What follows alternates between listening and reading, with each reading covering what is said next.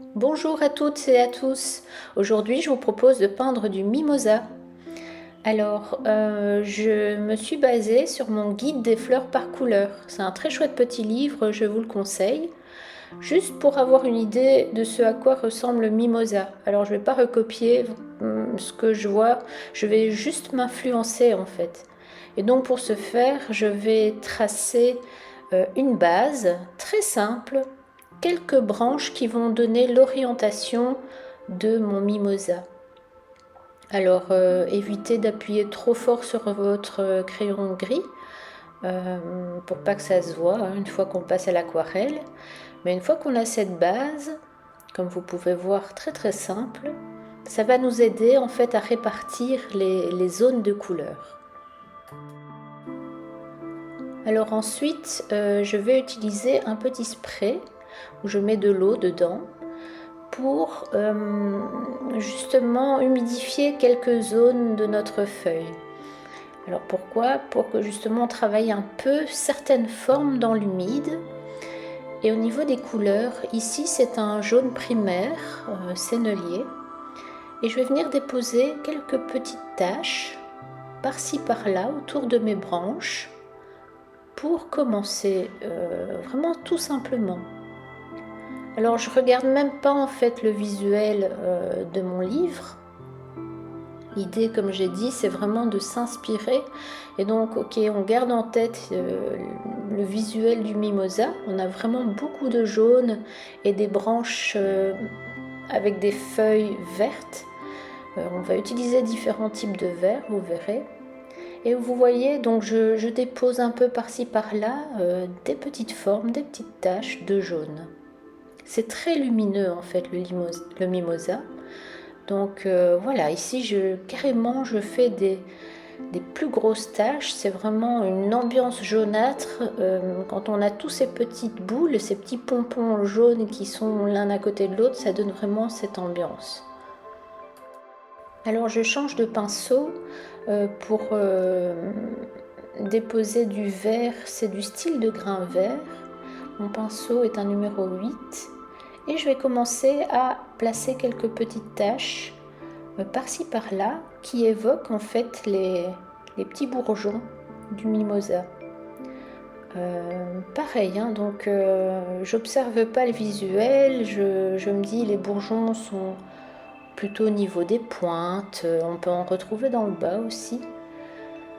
Et je viens tracer en fait les tiges du mimosa. Alors j'essaye de les faire assez fines et j'hésite pas à mélanger mon style de grain vert avec un autre vert un peu plus soutenu. Alors soyez libre d'utiliser le vert que vous voulez.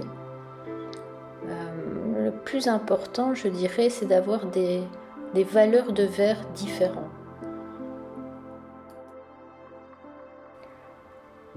Alors on continue avec les tiges, on va vraiment essayer de les ramener en un point en fait central, et puis je descendrai un petit peu plus tard avec ces tiges, vous voyez. Donc ici je n'ai pas hésité à avoir une valeur de vert un peu plus foncée pour donner du contraste, de la variété en fait à l'aquarelle.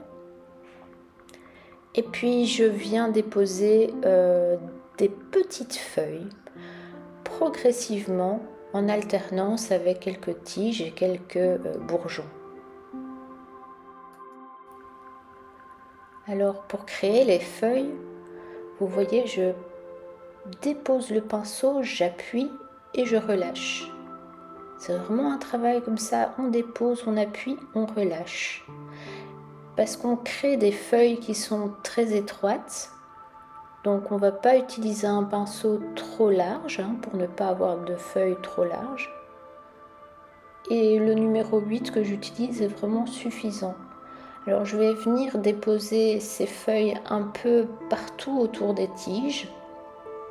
Et là de nouveau c'est très aléatoire. Si vous voyez par exemple je viens de déposer un peu de vert dans le jaune qui n'était pas sec, c'est pas grave, justement c'est très chouette parce qu'on crée des fusions. Voilà, et comme ça, au fur et à mesure, on va remplir nos tiges de mimosa de petites feuilles. On ne va pas hésiter aussi, vous voyez là, je prends un verre beaucoup plus soutenu pour avoir plus de contraste et faire des feuilles un peu plus longues qui sont à la base de la tige. Et comme ça, on va continuer au fur et à mesure.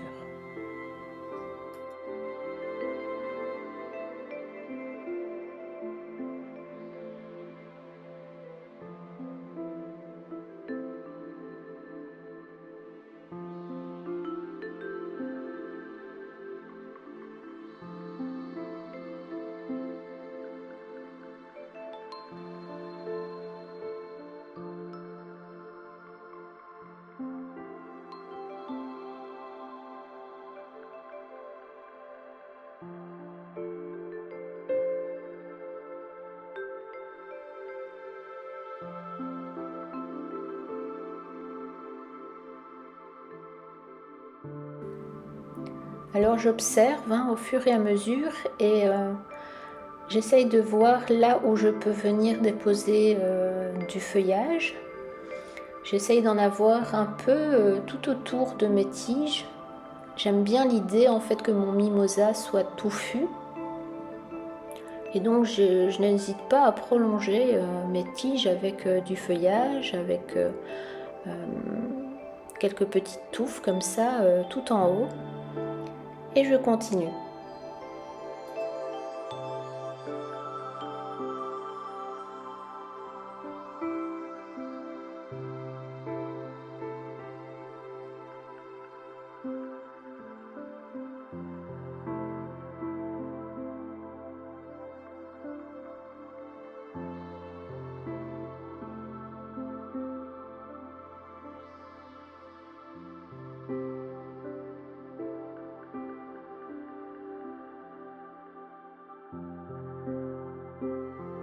Alors j'hésite pas aussi à rajouter du vert beaucoup plus foncé.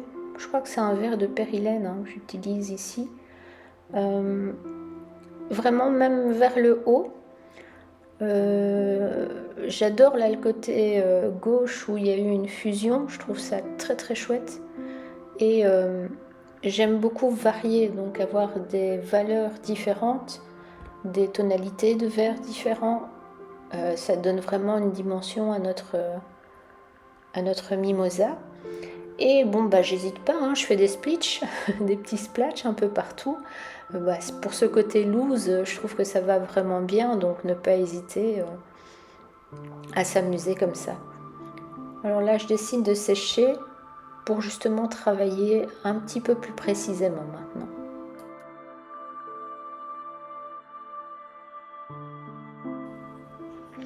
Alors ici, on passe donc à la partie humide sur sec pour créer des détails.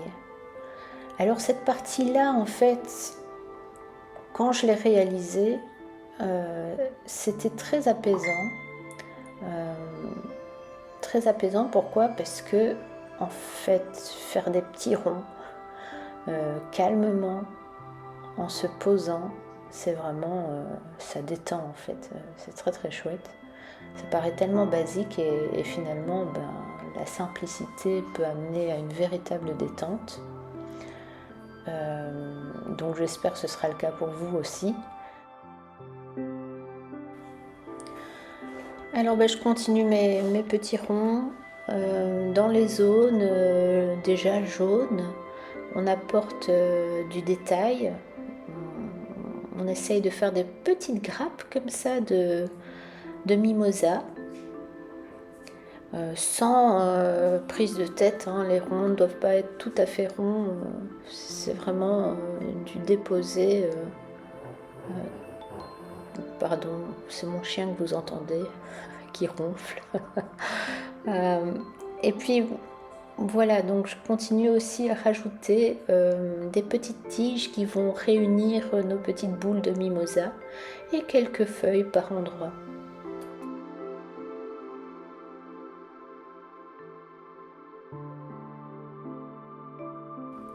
Alors je vais utiliser aussi un jaune beaucoup plus chaud. Alors c'est du gomme gut. On peut prendre un jaune qui est légèrement orangé en fait, hein. Pareil, ici on est dans la variation des teintes et je trouve que ça donne plus de relief en variant comme ça nos jaunes. La base est un jaune primaire, hein, qui est très très lumineux, mais je trouve ça très joli en fait d'ajouter ces petites boules de mimosa un peu plus chaudes, par-ci par-là.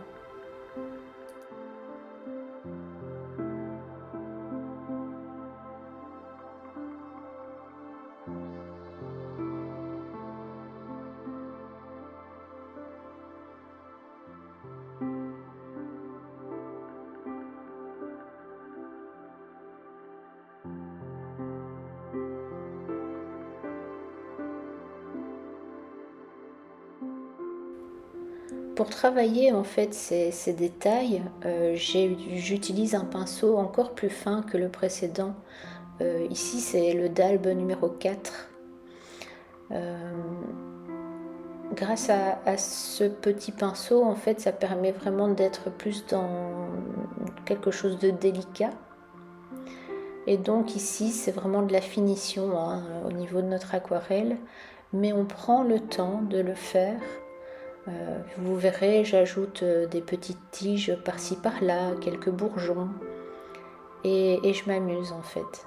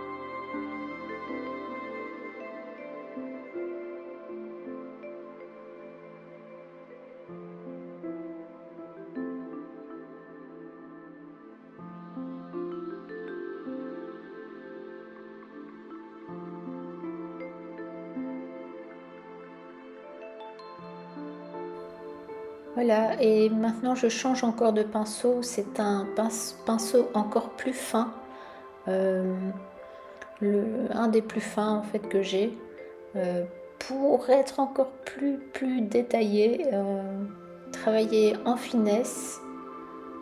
Bon, c'est pas obligatoire, hein, évidemment, vous travaillez avec les pinceaux que vous avez. Je pense que l'idéal c'est d'en avoir deux ou trois. Un gros pour le travail dans l'humide et puis un plus fin pour les détails. Mais si vous avez la possibilité de travailler avec des tout fins pinceaux, c'est encore plus chouette. Voilà.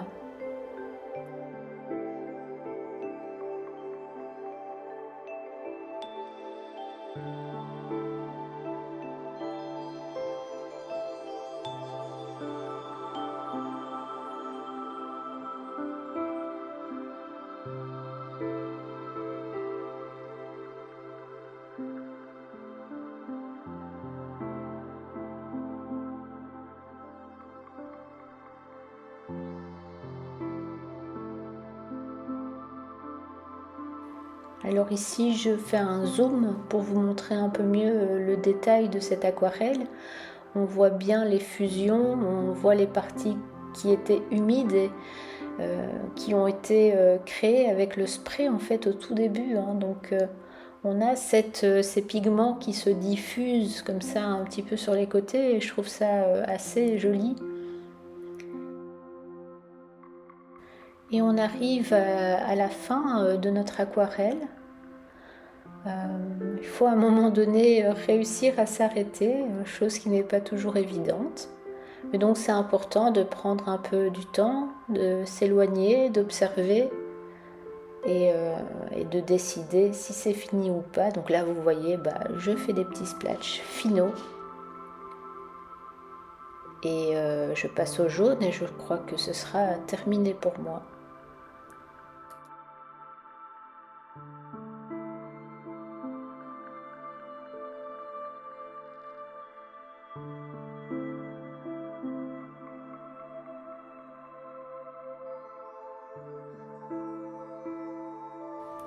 Donc après le séchage final, je décide d'écrire Mimosa tout en bas de mon aquarelle.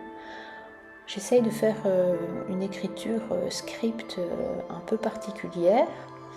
Alors, je termine comme ça pour essayer de centrer mon mimosa tout en bas de la feuille. J'espère que cette aquarelle vous aura plu et que vous prendrez du plaisir à la réaliser. Je vous dis à très bientôt.